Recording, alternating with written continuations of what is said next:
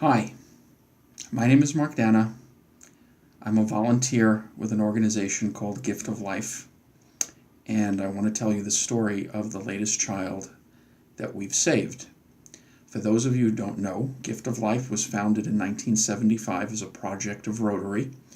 Started in the Manhasset Rotary Club with one little girl from Uganda, Grace Ngwaru, who we brought in for life-saving heart surgery not available in a country. This blossomed into multiple children till here we are 40 years later, and around the world we have saved the lives of over 27,000 children of all creeds, races, colors, religions, and national origins. So I have personally been a Rotarian for 11 years. Gift of Life is my passion within Rotary. And in that 11 years, I've been personally involved with 8 of these children and 8 of these surgeries. The reason I'm making this video is because there were so many miracles involved in the case of Efe Ovesheri and his mom Rose from Nigeria that we've just completed that I had to get this out. Little background. As I mentioned, I've been a Rotarian now for 11 years. I started off my Rotary career with the Rockaway Rotary. And a few years ago, I switched clubs and I went to the Brooklyn Bridge Rotary, which had never heard of Gift of Life, until I brought in my good friend Robbie Dono, who is the co-founder. And Efe has now been our 3rd Gift of Life child. The story actually begins almost a year ago with our 2nd Gift of Life child. Her name was Anastasia. She's a beautiful little girl from Russia. Came here for procedure, not available in the part of Russia where she lives. It was a wonderful experience for all involved. And obviously, speaking Russian, we needed a translator.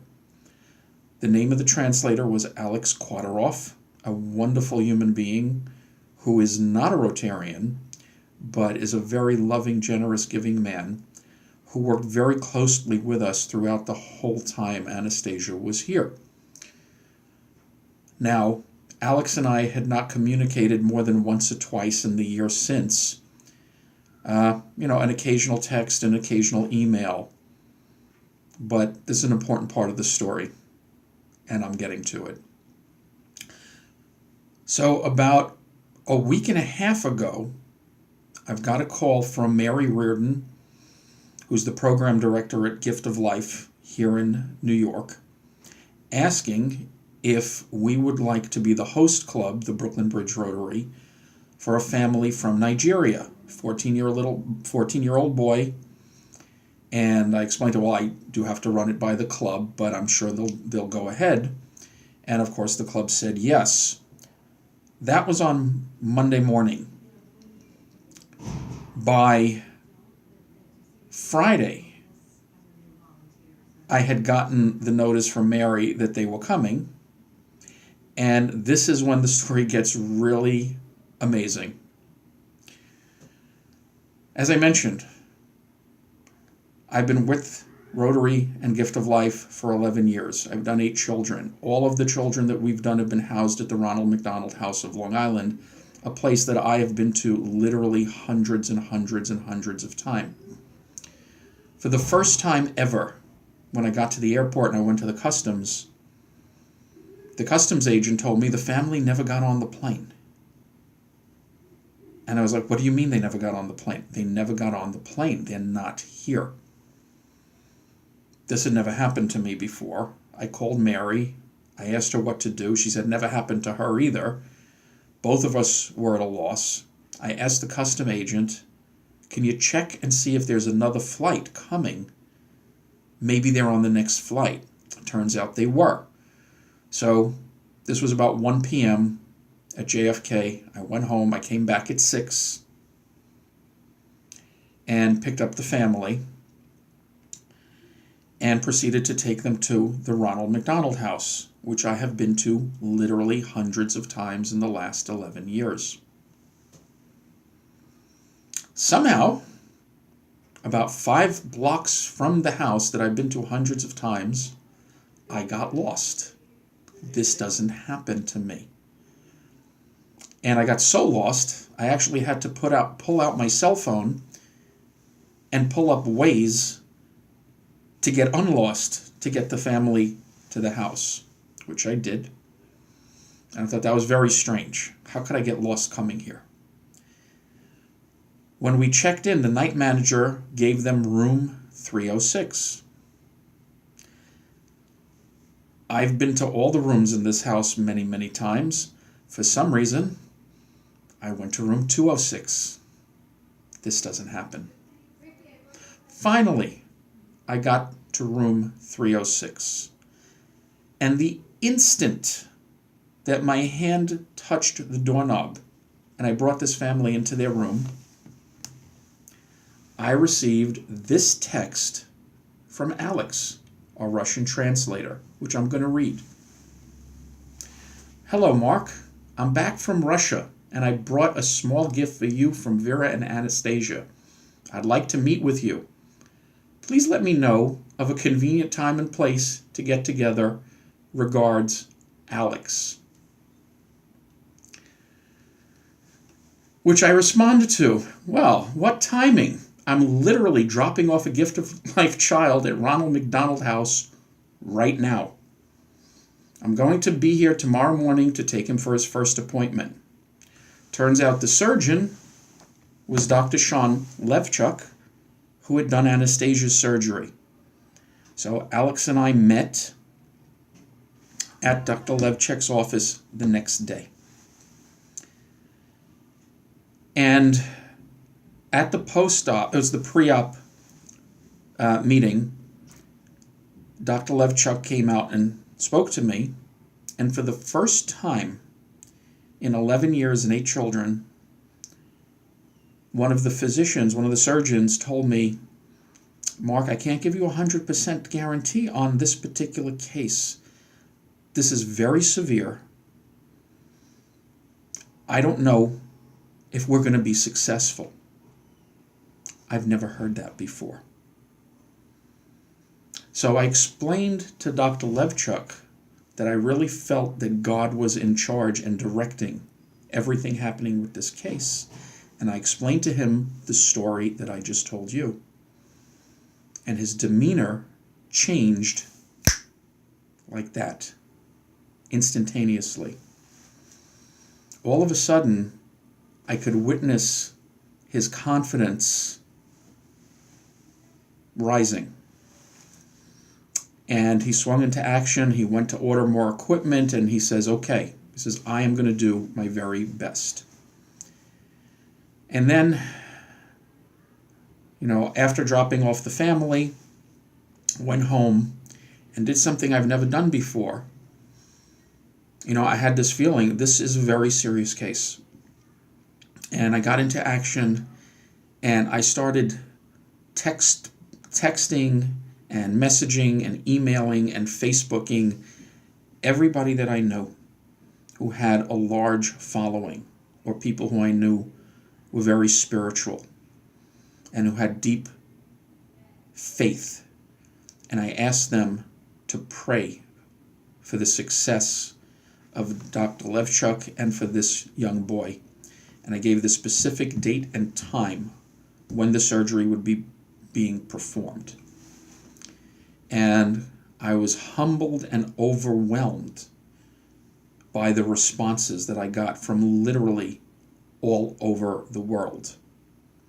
One of my friends happened to be in Jerusalem and even went to the Wailing Wall and said a prayer for the boy at the holiest site in all of Judaism. I had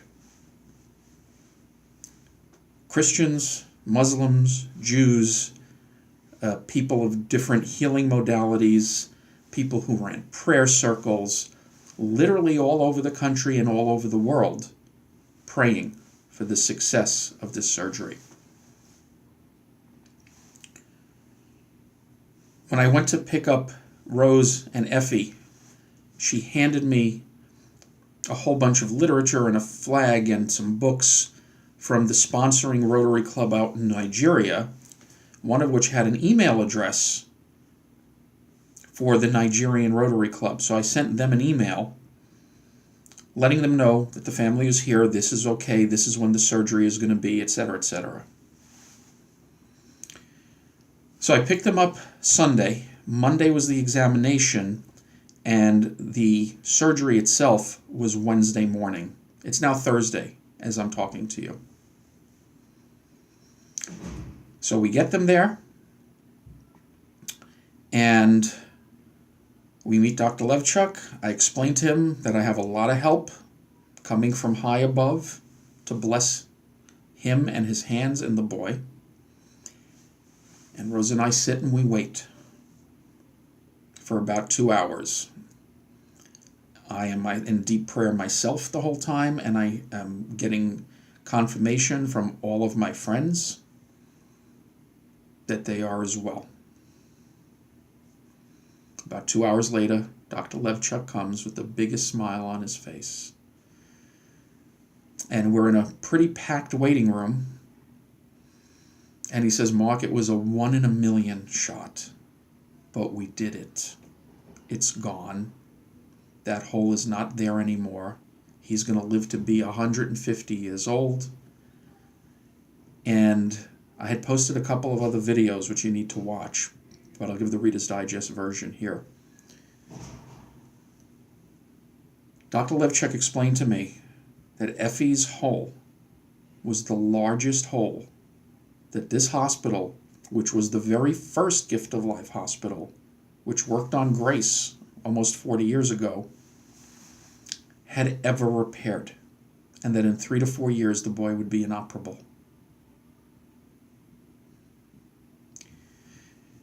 He also told me that everything went smoothly, and in the post-op, when he came to the recovery, he explained to me that the catheter that they used was something that has hardly ever been used anywhere in the world, maybe 2 or 3 times, and that the diameter of the instrument, the biggest one they had, was a 10. And while he's in the operating room, he says, man, I could really use a 12, but we don't stock 12s. And then he was told, well, we have one, because the company sent one to us a few weeks ago by accident. I don't believe in accidents like that. So he had one. Surgery was successful. The boy is thriving and happy, and I noticed changes in him immediately. But for me, I'm overwhelmed and humbled how many people reached out to help this little boy through prayer. And I spoke to the gentleman in Nigeria I sent the email to, and he told me that when he got my email, he works till about midnight over there, and he spent from midnight to 3 a.m. in prayer for this boy, and was told, and I'm quoting him, that he received a message from God that he said, God said to him, I will be doing the surgery. Yes, I'll use the doctor's hands, but I will be doing the surgery and everything will be fine. And I had multiple confirmations from different sources and different people in different prayer groups that they got similar messages. So what I take away from this is a few things. And I love the way Mother Teresa used to say, I am but a pencil in the hand of God. And that's how I feel. So many things had to happen to come together to have all these miracles occur. Everything from the timing to my getting lost in traffic to Alex's text to that catheter being mistakenly shipped to the hospital 3 weeks before any of us even knew this boy existed, till the skills of Dr. Levchuk, to them finding the Gift of Life program, for us to be able to repair the largest hole in 30 years of this program at this hospital. Take from that what you want. For me, I'm going to say that this is my own little personal Chrismukkah miracle. Thanks for listening.